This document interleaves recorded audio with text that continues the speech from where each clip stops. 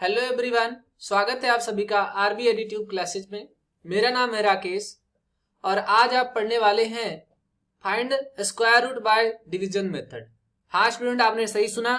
आज हम लोग पढ़ेंगे find square root by division method. ठीक है, तो यहाँ पर हम बता देते हैं कि हम आज क्लास 8 के स्टूडेंट के लिए स्क्वायर एंड स्क्वायर रूट से डिवीजन मेथड लेकर के आए हैं, जिसमें हम पढ़ेंगे कि कैसे हम किसी दिए गए नंबर का स्क्वायर रूट फाइंड करेंगे डिवीजन मेथड की हेल्प से। इससे पहले हमने अपने वीडियोस में by repeating subtraction method, tens ones method और प्राइम फैक्टराइजेशन मेथड को डिस्कस किया है।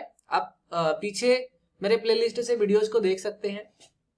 ठीक है, तो आइए यहाँ पर स्टार्ट करते हैं। स्टूडेंट, जो डिवीजन मेथड होता है ये थोड़ा सा डिफिकल्ट होता है, लेकिन आप मेरे साथ बने रहिए। मेरा विश्वास है कि आप लोग डिवीजन मेथड करना सीख जाएंगे।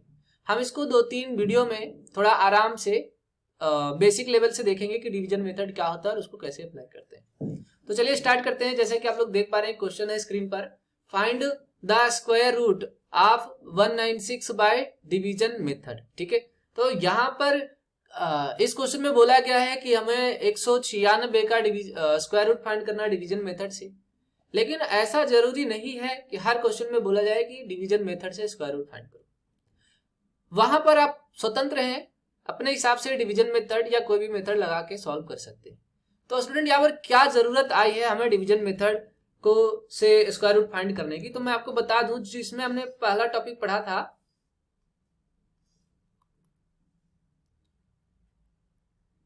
ठीक है, जो हम लोगों ने पहला टॉपिक पढ़ा था बाय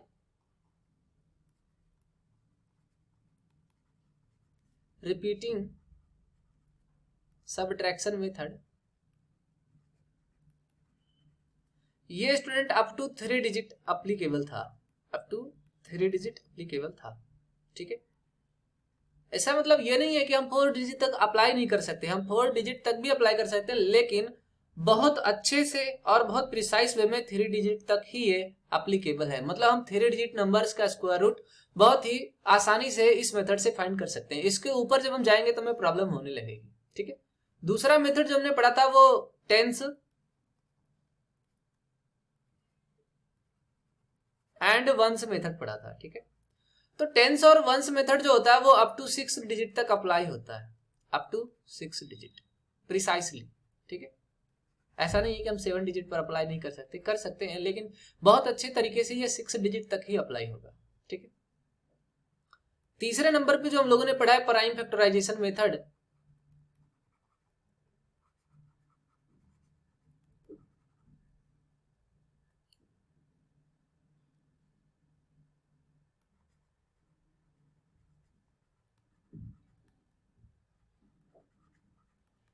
तो ये जो प्राइम फैक्टराइजेशन मेथड है ये बहुत लंबे डिजिट के लिए एप्लीकेबल नहीं है, बहुत लार्ज नंबर के लिए एप्लीकेबल नहीं है। और कभी कभी तो हम छोटे नंबर में भी हमें टेबल ही नहीं याद होता। मान लीजिए जैसे 23 का से कोई नंबर डिवाइड होना, तो हमें 23 का टेबल बहुत मुश्किल से याद होता है, या बहुत सारे स्टूडेंट को 23 का टेबल याद ही नहीं होता है। तो उस केस में हम प्राइम फैक्टराइजेशन मेथड को अप्लाई नहीं कर सकते। तो अब जरूरत है हमें कोई ऐसा मेथड मिले जिसमें हम वेरी लार्ज नंबर को डिवाइड कर सके और बहुत ही कॉम्प्लेक्स नंबर का स्क्वायर फाइंड कर सके।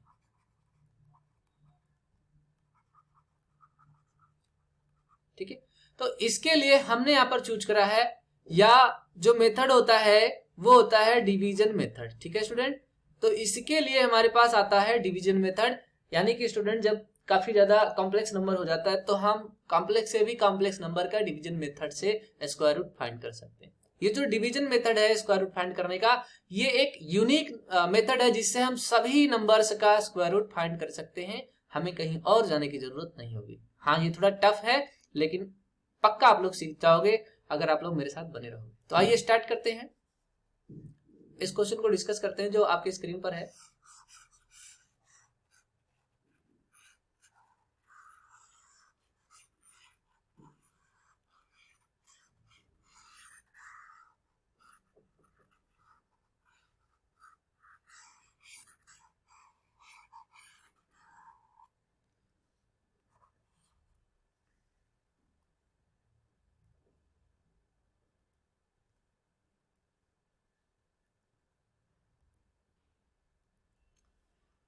सबसे पहले अगर हमें डिवीजन मेथड से स्क्वायर रूट को फाइंड करना है तो हम यहाँ पर एक डिवीजन वाला टेबल बनाएंगे, जैसा कि हम एलसीएम में करते थे या प्राइम फैक्टराइजेशन में करते थे। यहाँ पे इसके पैटर्न में थोड़ा सा बदलाव रहेगा, कुछ इस प्रकार से रहेगा। हम दो दो का ग्रुप रखेंगे इनमें, ठीक है, हम दो दो का ग्रुप रखेंगे इनमें, एक एक का नहीं, ठीक। ये वाला जो सेक्शन होता है हमारा, ये कहलाएगा डिविडेंड, ठीक है। और ये वाला जो सेक्शन होगा हमारा, ये कहलाएगा डिवाइजर, ठीक है। और ये वाला जो सेक्शन होगा हमारा, ये अपना क्वॉशिएंट का सेक्शन कहलाएगा, ठीक है। नीचे वाला जो सेक्शन होगा ये हमारा रिमाइंडर का सेक्शन कहलाता है, ठीक है। और इस क्वेश्चन को सॉल्व करने के लिए हमें कम से कम एटलीस्ट 1 to 10 तक के जो स्क्वायर के टेबल है वो याद होने चाहिए। एक क्विक रिवीजन कर लेते हैं।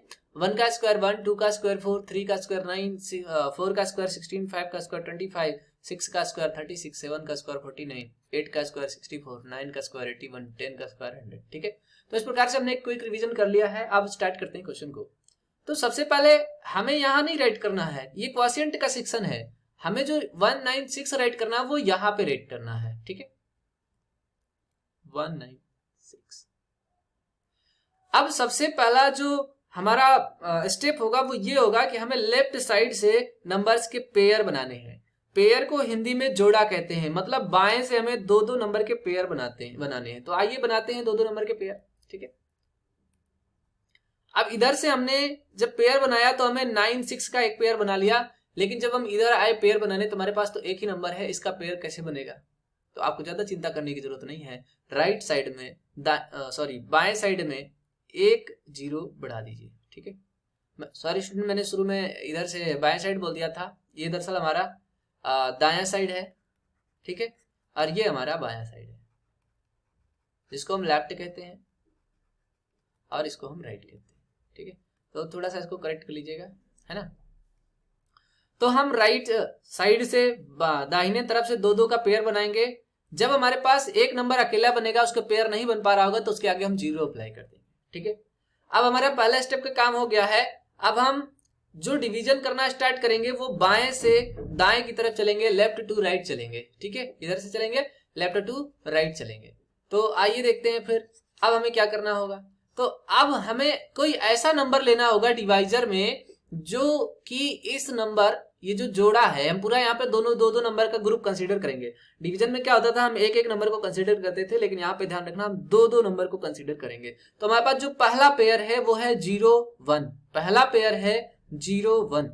अब हम देखेंगे कि ये जो 0 1 है वो किस नंबर के स्क्वायर में आता है। तो स्टूडेंट, जो 0 1 है वो इस नंबर के स्क्वायर में आता है, यानी इसका जो डिवाइजर होगा ये वाला सेक्शन होगा, ठीक है। डिवाइजर जो होगा वो ये वाला सेक्शन होगा, मतलब 1 जो होगा इसका डिवाइजर होगा। क्यों? क्योंकि 1 का स्क्वायर भी 1 ही होता है और डिवाइजर भी 1 ही होता है, माने कि स्क्वायर रूट भी 1 ही होता है। तो अगर मान लीजिए हम यहाँ पर डिवाइजर यानी कि स्क्वायर रूट राइट करें 1 और उसका स्क्वायर करें तो वो भी आएगा 1। 1 को हम यहाँ पे राइट कर देंगे बाएं साइड से पहले पेयर के नीचे, और फिर जब हम इसको माइनस करेंगे तो हमें मिलेगा 0 0, ठीक है। और फिर अगले स्टेप में हम अगला नंबर नहीं राइट करेंगे, हम अगला पेयर राइट करेंगे। ध्यान रखना स्टूडेंट, यहाँ पर हम पूरा पेयर ही राइट करते हैं। पेयर का मतलब होता है कि ये दोनों डिजिट हमें राइट करना है, यानी कि हम 9 6 राइट करेंगे, ठीक है स्टूडेंट। हम ऐसे क्या राइट करेंगे, 9 6 राइट करेंगे। अब हम देखेंगे कि यहाँ जो हमने यहाँ पे जो डिवाइजर में राइट करना होता है वही हम क्वॉशिएंट में भी राइट करते हैं। जो डिवाइजर में राइट करना होता है वही हम क्वॉशिएंट में राइट करते हैं, और यही क्वॉशिएंट डिवाइजर के नीचे हम ऐड कर देते हैं, ठीक है। यही क्वॉशिएंट हम डिवाइजर के नीचे ऐड कर देते हैं। तो 1 + 1 करोगे तो आपको मिलेगा 2, ठीक है। 1 + 1 करोगे तो आपको मिलेगा 2। 2 हमें ऐसे राइट करना है कि इसके पीछे कोई एक स्पेस ब्लैंक रहे, हम कोई एक डिजिट यहाँ पे फिल कर सके। अब आइए देखते हैं। मान लीजिए हमने 2 राइट कर लिया है, तो यहाँ पे हमें वही डिजिट फिल करना है जिस डिजिट से हमें मल्टीप्लाई करना है। मान लीजिए मैं यहाँ पे 0 फिल करता हूँ और 0 से मल्टीप्लाई करता हूँ तो हमें आंसर मिलता है 0, जो कि हमें नहीं चाहिए, हमें तो 96 के आसपास चाहिए।